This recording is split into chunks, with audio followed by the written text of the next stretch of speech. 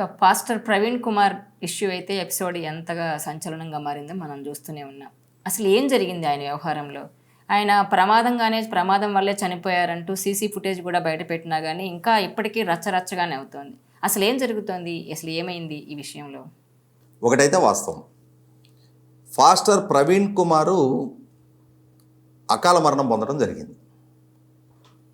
ఇవాళ అతని మరణం వల్ల ఇమ్మీడియట్గా విక్టిమైజ్ అయ్యేది అతని సతీమణి, అతని పిల్లలు, అతని తల్లిదండ్రులు, అతని తోడబుట్టిన రక్త సంబంధికులు ఉంటే మొట్టమొదటిగా ఎఫెక్ట్ అయ్యేది వాళ్ళు. ఇవాళ ఈ జరిగిన మరణం పట్ల సహజంగా ఆ తల్లిదండ్రులకు కడుపుకోతుంటుంది. ఆ కట్టుకున్న ఇల్లాలికి తన భర్త దూరం అయితే డెఫినెట్గా ఆ పెయిన్ ఉంటుంది. తన పిల్లలకి ఆ తండ్రి అండదండలు కోల్పోయిన పక్షంలో వారు ఎదుర్కొనే వేదన మనం 100% అర్థం చేసుకుంటాం.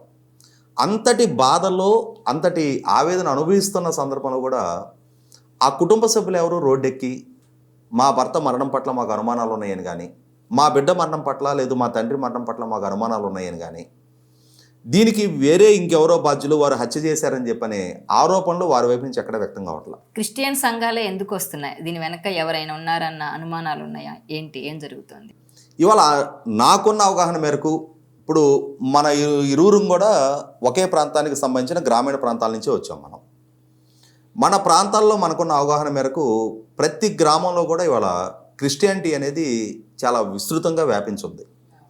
ప్రతి గ్రామంలో కూడా ఆ గ్రామంలో ఉన్న పాపులేషన్ బట్టి కనీసం అంటే 2-3 నుంచి 10-11 మంది ఫాస్టర్లు ఉన్న గ్రామాలే ఉన్నాయి. ఆ లెక్కన పరిగణలోకి తీసుకుంటే ఆంధ్రప్రదేశ్ రాష్ట్రం మొత్తం మీద కొన్ని వేల మంది ఫాస్టర్లు ఉన్నారు. కానీ వాళ్ళ రోడ్డెక్కి మాట్లాడుతుంది ఎంతమంది? మొత్తం కలుపుకుంటే వేల మీద లెక్కించగలిగే స్థాయిలో రోడ్డెక్కి ప్రభుత్వానికి వ్యతిరేకంగా ఉద్రిక్తతలు పెంచే విధమైన వ్యాఖ్యలు చేస్తున్న వాళ్ళు కొద్దిమంది ఉన్నారు. సంయమనంతో ప్రభుత్వం విచారణ జరుపుతూ ఉంది, వాస్తవాలు నిగ్గుదేలుతాయి కదా అని చెప్పని ఎదురు చూస్తున్న వాళ్ళు కొన్ని వేల మంది ఉన్నారు. కాబట్టి మొత్తం క్రిస్టియన్ సమాజానికి వీళ్ళు ప్రతినిధులు కాదు. ఇవాళ మొత్తం క్రిస్టియన్ సమాజానికి ఈ రోడ్డెక్కి మాట్లాడుతున్న వాళ్ళు ప్రతినిధులు కాదు. గ్రామ స్థాయిలో విశ్వాసకులుగా ప్రేయర్కి అటెండ్ అయ్యేవాళ్ళు కానీ, వాళ్ళకి బోధన చేసే వాక్యం చెప్పే ఫాస్టర్లు కానీ, వారు రిప్రజెంట్ చేసే సంస్థలు కానీ వాళ్ళెవరూ రోడ్డెక్కి ఉద్యమించటంలా. ఇవాళ కొద్దిమంది ఉద్దేశపూర్వకంగా దీన్ని ఒక అంశంగా చేసుకొని కొంతమంది ఎజెండాలో భాగంగా ఈ ఉద్రిక్తతలు పెంచడానికి ప్రయత్నం చేస్తున్నారని అర్థమవుతూ ఉంది. వారికి ఉన్న హిడెన్ ఎజెండా ఏంటి? ఎవరి ఎజెండాలో భాగంగా వీళ్ళు ప్రభుత్వం ద్వారా పోలీస్ డిపార్ట్మెంట్ ద్వారా విచారణ జరిపి వాస్తవాలు వెల్లడిస్తున్న సందర్భంలో కూడా వాస్తవాలను వక్రీకరిస్తూ దురుద్దేశాలు ఆపాదిస్తూ ఈ ఉద్రిక్తతలు పెంచే ప్రయత్నం చేస్తున్నారు. సమాజంలో ప్రజల మధ్య, మతాల మధ్య, వర్గాల మధ్య విద్వేషాలు పెంచాలని ప్రయత్నం చేస్తున్నారు అనేది ఖచ్చితంగా వారి మీద విచారణ జరిపి ప్రభుత్వం నిగ్గుదేల్చాల్సిన అవసరం ఉంది. ఎందుకంటే ఇక్కడ ఒక సంఘటన జరిగింది, ఒక మరణం జరిగింది. ఆ మరణం ప్రమాదమా లేదు విద్వేషపూరిత దాడి వల్ల జరిగిన హత్య అనేది నిర్ధారణ చేయాల్సింది పోలీసులు. వ్యక్తులుగా మనకున్న పర్సెప్షన్స్ని తీసుకెళ్ళి మన ముందు మీడియా అటెన్షన్ ఉంది కదా అని చెప్పని, మనం చెప్పేది మీడియాలో ప్రసారం అవుతుంది కదా అని చెప్పని మన అభిప్రాయాల్ని లేదు మన కోరికల్ని మీడియా ముఖంగా వెల్లడి చేయటం వల్ల ఆ జరిగిన సంఘటన పట్ల ఆందోళన వ్యక్తం చేయొచ్చు, అతని మరణం పట్ల బాధ వ్యక్తం చేయొచ్చు, అతని మరణం పట్ల అనుమానాలు ఉంటే దాన్ని ప్రభుత్వం దృష్టికి తీసుకురావచ్చు. కానీ ప్రభుత్వం స్పందించి, ఒకవేళ ప్రభుత్వం స్పందించకుండా ఉంటే నిరసన వ్యక్తం చేసే హక్కు కూడా ఉంది. కానీ ప్రభుత్వం వేగంగా స్పందించి, ముఖ్యమంత్రి స్థాయిలో స్పందించి, హోంమంత్రి స్థాయిలో స్పందించి, విచారణకు ఆదేశించి, విచారణకు సీనియర్ అధికారులను నియమించి విచారణ జరుగుతున్న సందర్భంలో ఉద్దేశపూర్వకంగా విద్వేషాలు పెంచే వ్యాఖ్యలు చేయడం అనేది 100% ఆక్షేపణీయం. ఎందుకంటే ఇక్కడ క్రిస్టియానిటీ పట్ల కన్సర్న్ కన్నా కూడా వీళ్ళ హిడెన్ ఎజెండా అమలు చేసే ప్రాసెస్లో భాగంగా ఈ ప్రయత్నం చేస్తున్నట్టుగా అనిపిస్తుంది. నేను అదే చెప్తున్నా, మరణం పట్ల అసలు సిసల బాధితులు ఎవరైతే ఉన్నారో వాళ్ళు గనక బయటకు వచ్చి మాకు అన్యాయం జరుగుతుంది అని చెప్పని గనక వారి వైపు నుంచి ఆ భావం వ్యక్తం అయితే అసలు సిసలు బాధితులు వాళ్ళ కన్సర్న్ ఎవరైనా అడ్రస్ చేసి తీరాలి.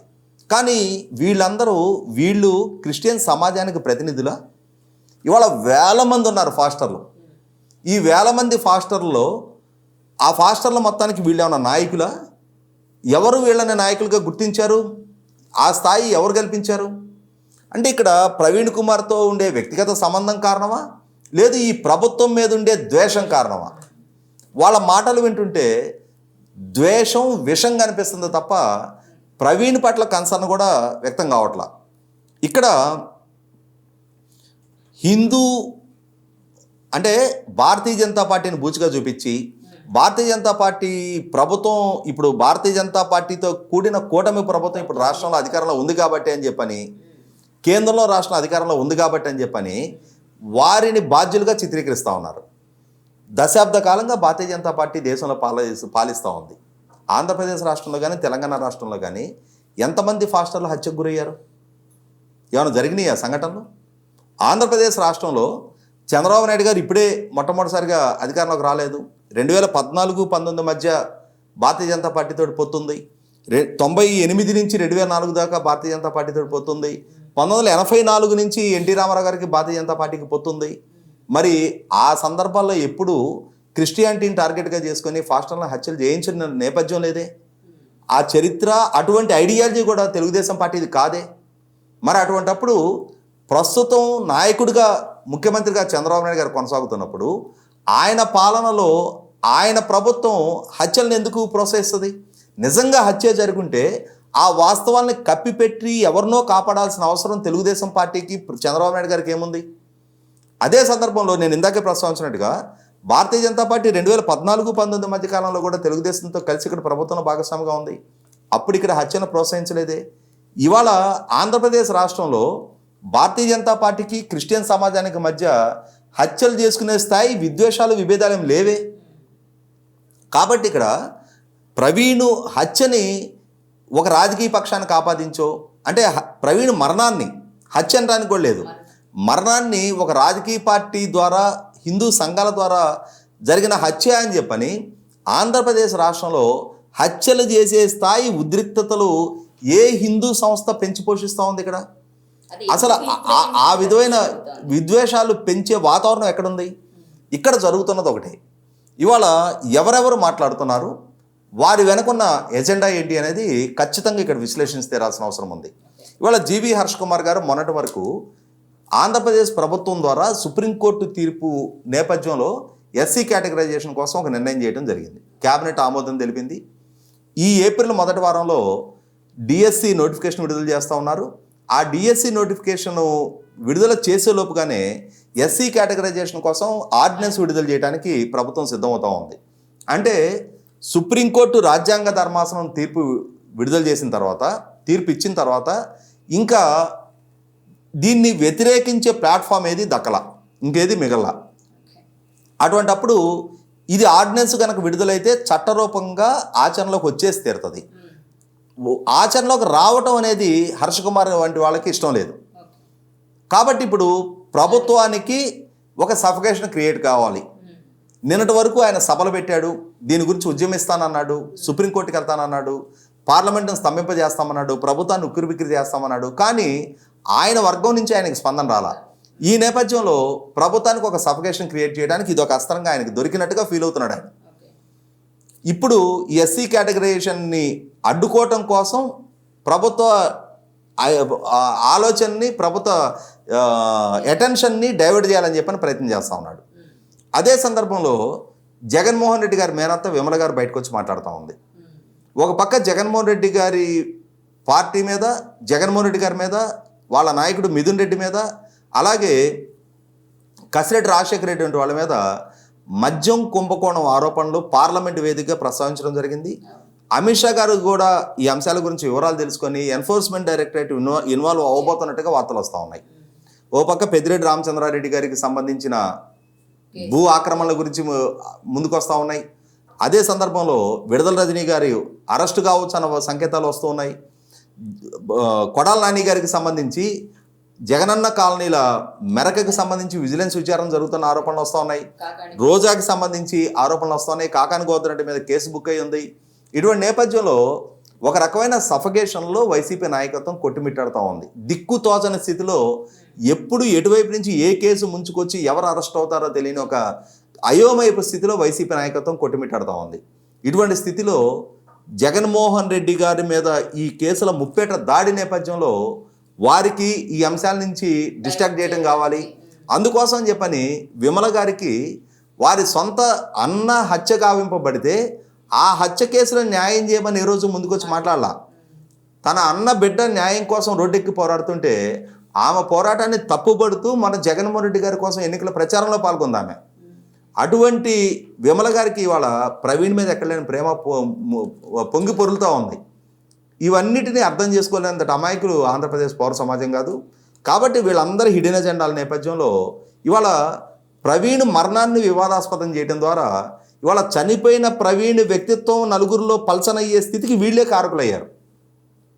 ఇవాళ పోలీస్ డిపార్ట్మెంటు 300 సీసీ కెమెరాలు విశ్లేషించి అసలు అతని ప్రతి కదలకని పసిగట్టి అతని వాళ్ళ వైన్ షాపులోకి వెళ్ళి బాటిల్ కొనుక్కున్నది, రోడ్డు పక్కన కూర్చున్నది, ఆ బండి లైట్ దెబ్బతిన్నా కూడా అతను ప్రయాణం చేసిన అంశాన్ని, అతను లాన్లో పడుకొని నిద్రపోయిన అంశాలు, వీటన్నిటిని వాళ్ళ ప్రజల్లో చర్చనీయాంశం చేసిన కారకులు వీళ్ళే.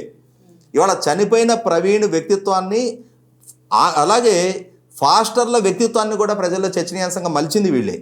దీనివల్ల అంతిమంగా రాష్ట్రంలో ఉన్న మిగిలిన గ్రామీణ ప్రాంతాల్లో ఉన్న ఫాస్టర్లందరి నడవడిక మీద కూడా ప్రశాంతంగా మారుస్తున్నది వీళ్ళే. ఇవాళ మనకు తెలుసు గ్రామీణ ప్రాంతాల్లో ఉండే ఫాస్టర్లు కటిక పేదరికంలో వాళ్ళ సర్వైవల్ కూడా ఇబ్బందులు ఎదురవుతున్న పరిస్థితిలో కూడా క్రమశిక్షణాయుతమైన జీవనానికి కట్టుబడి ఉండి వాళ్ళు కష్టాలు ఎదుర్కొంటున్నారు తప్ప క్రమశిక్షణ మేరట్లా. కానీ ఇవాళ ఈ ప్రవీణు అంశం బయటికి రావడం ద్వారా ప్రవీణ్ వాళ్ళ వైన్ షాపుల్లోకి వెళ్ళి బాటిల్ కొనుక్కొని అతను మద్యం సేవించి వాహనం నడిపాడు అన్న అంశం ఇవాళ ప్రజల్లో విస్తృతంగా చర్చ జరగటం వల్ల తప్పు చేయని మిగిలిన ఫాస్టర్లందరి నడవక కూడా ఫాస్టర్లు అంటే ఇలానే ఉంటారా, వారి విశ్వాసకులకి ఉపదేశాలు చెప్పడం, వాక్యం చెప్పడమే తప్ప వాళ్ళు వ్యక్తిగతంగా ఆచరించరా అని చెప్పని అనుమానాలు ప్రబలటానికి వీళ్ళు కారకులవుతున్నారు. కాబట్టి ఇక్కడ రాష్ట్రంలో ఉన్న మిగిలిన క్రిస్టియన్ సమాజం కూడా ఆలోచించుకోవాలి. ఎటువంటి వాళ్ళు మీ ప్రతినిధులుగా చలామణి అవుతున్నారు, ఎటువంటి వాళ్ళు మీ ప్రతినిధులుగా హిడెన్ ఎజెండాలతోటి వ్యవహరిస్తున్నారు అనేది గమనించి మీ సమాజాన్ని మీరు చైతన్యపరచుకొని ఇటువంటి వాళ్ళని డిజోన్ చేసుకొని వాళ్ళ తప్పుల్ని మీరే ఖండించిన పక్షంలో అది మీకు గౌరవప్రదంగా ఉంటుంది. మీ గౌరవాన్ని మీరు కాపాడుకున్నట్టు అవుతుంది తప్ప ఎవరో రాజకీయ ఎజెండాలో పదే పదే మిమ్మల్ని పౌలుగా వాడుకునే ప్రయత్నం చేసిన సందర్భంలో ఖచ్చితంగా ఇటువంటి సందర్భంలో సరే స్పందించకుండా ఉంటే అది రేపటి రోజున మీ గౌరవ మర్యాదను కూడా ప్రశాంతంగా మారుస్తుంది అనేది వాస్తవం. ఈ వీడియో మీకు నచ్చినట్లయితే please share, like and subscribe R24 Telugu.